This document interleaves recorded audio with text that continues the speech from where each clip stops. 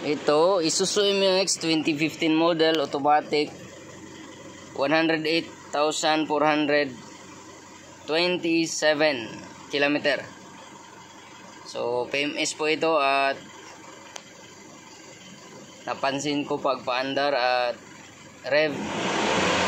Yan, buo. Malaki yung tunog. Mahina.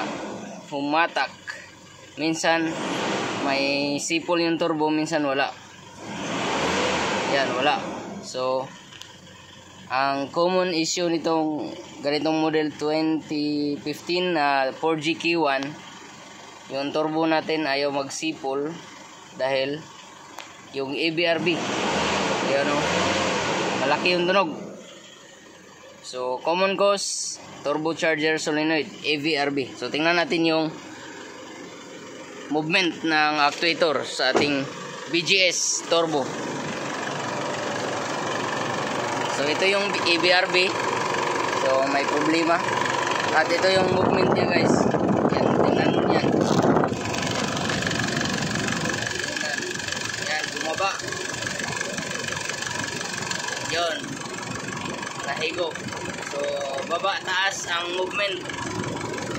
Yan po ay may problem sa EVRB. Yun. Ito yung may problema. Yun po. EVRB ang problema. So, dapat ito papalitan. Ayan siya. So, paminsan-minsan mayroong movement. Ayan o. Bumaba siya.